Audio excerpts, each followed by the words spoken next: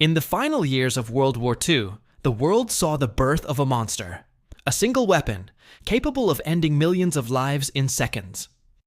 When the atomic bomb fell on Hiroshima, everything changed. The power of the atom was no longer a theory. It was the ultimate proof of mankind's hunger for dominance. But what if the atomic bomb wasn't the end, but only the beginning? Deep inside hidden laboratories, far away from any city or witness, scientists began working on something far more dangerous, something so powerful that even its creators feared it. They called it a new kind of weapon, one that didn't need uranium, didn't rely on nuclear fission, and didn't leave behind radiation. Unlike the atom bomb, this weapon wouldn't burn cities. It would erase them silently. No sound, no explosion. Only the aftermath of destruction that no one could explain. Top military scientists from both the United States and the Soviet Union were obsessed with the same dream: to build a weapon that could control nature itself. Earthquakes, storms, lightning, and invisible waves, everything that humans once feared, now they wanted to command. It was said that this weapon could manipulate the planet's magnetic field. It could trigger mass blackouts, destroy communication, and even shut down every electronic system on Earth in a single moment. This project was so secret that even world leaders didn't have full access to it. Documents were hidden, scientists were relocated, and funding came from black budgets, the kind that never appear on paper. But as work continued, strange things began to happen around those facilities. Mysterious energy readings, sudden magnetic surges, and unexplained deaths of researchers. Something was wrong, and everyone involved knew it.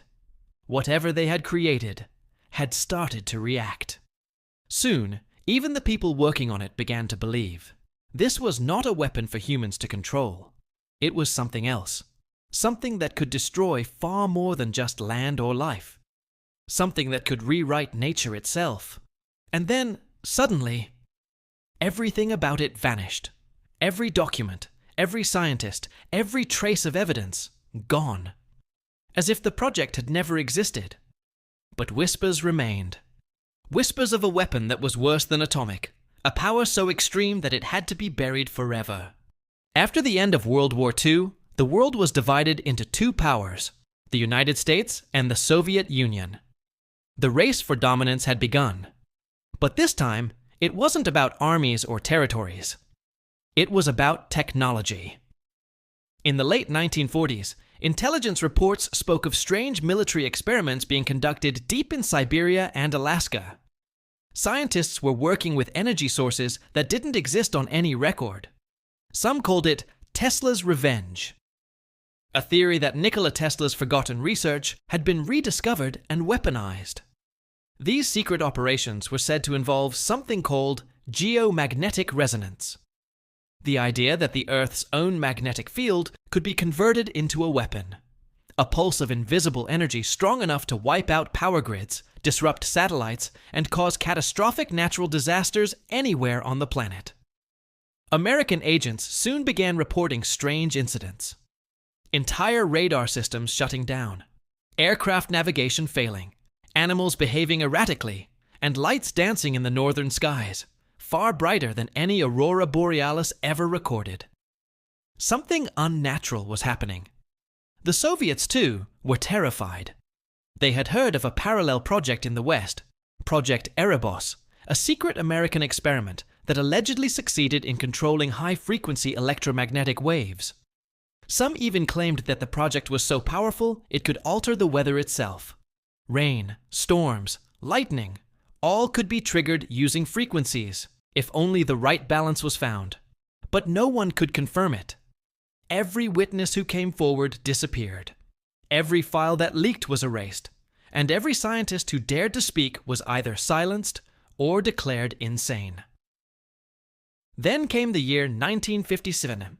Something extraordinary and horrifying occurred in northern Russia.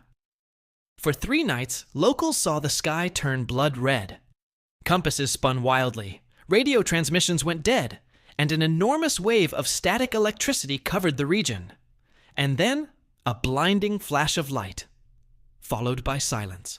Soviet officials later described it as a meteorological event. But no crater was ever found. And days later, dozens of birds and animals were discovered dead, their internal organs destroyed, but their bodies untouched. No one could explain it. But military insiders whispered, this was the first real test of the lost weapon, the experiment that should never have happened.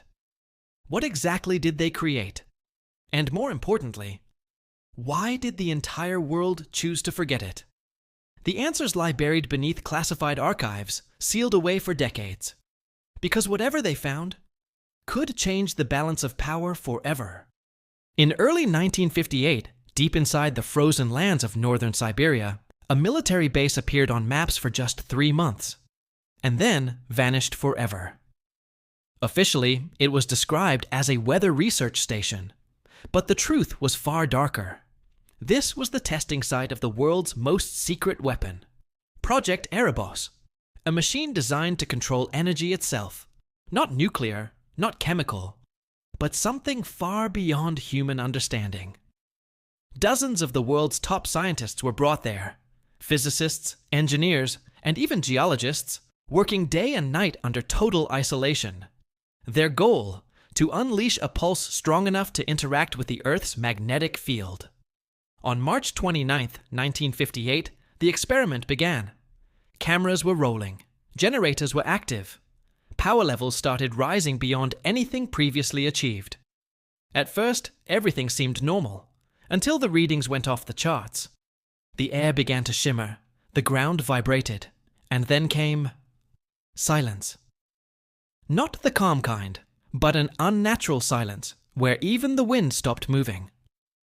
Seconds later, a blinding flash of light erupted across the horizon, followed by a deep, low-frequency hum that spread for hundreds of kilometers.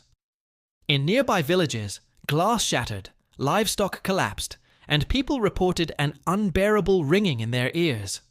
For almost 3 full minutes, the entire sky glowed red, brighter than any sunrise. And then, total darkness.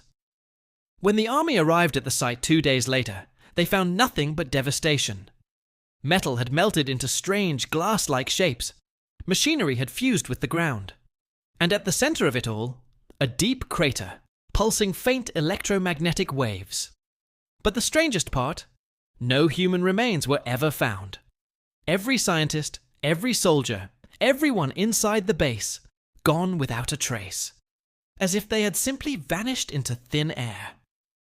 The few who witnessed it from afar described something that still haunts researchers to this day. The sky cracked open, one survivor said, and the earth screamed back. For days after the event, the region experienced intense magnetic storms. Compasses spun wildly, communication lines failed, and strange lights danced across the skies from Russia to northern Europe. Air traffic was grounded, satellites malfunctioned, and radio operators picked up eerie, unexplainable sounds, frequencies no one had ever recorded before.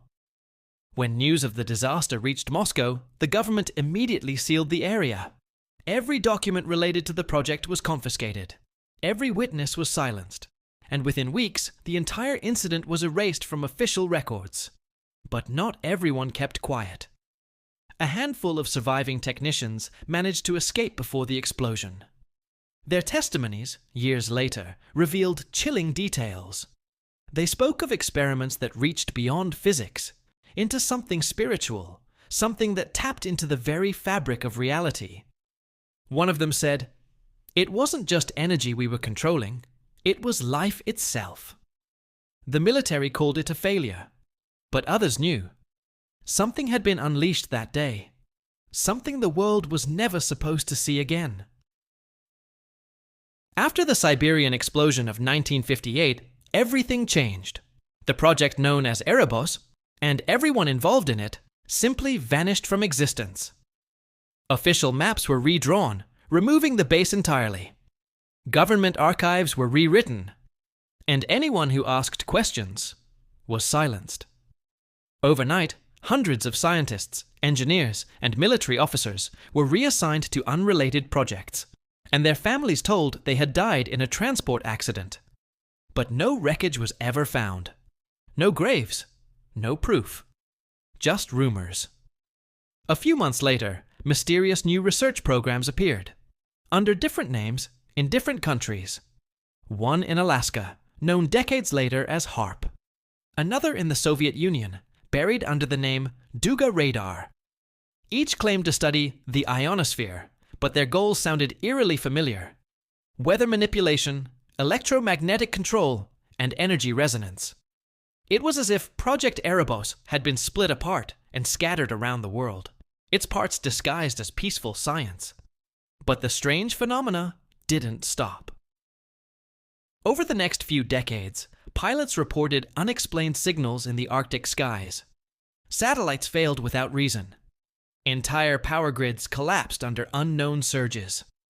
And still, no one dared to link it back to that one forbidden experiment in Siberia. Some historians believe the weapon was destroyed.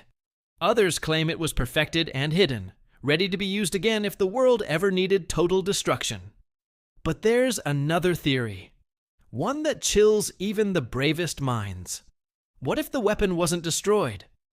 What if it's still active, somewhere beneath the ice, humming quietly, waiting to awaken again?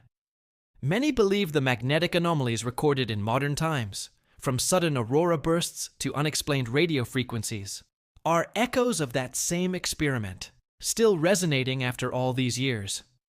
And maybe, just maybe, the scientists who created it didn't vanish at all.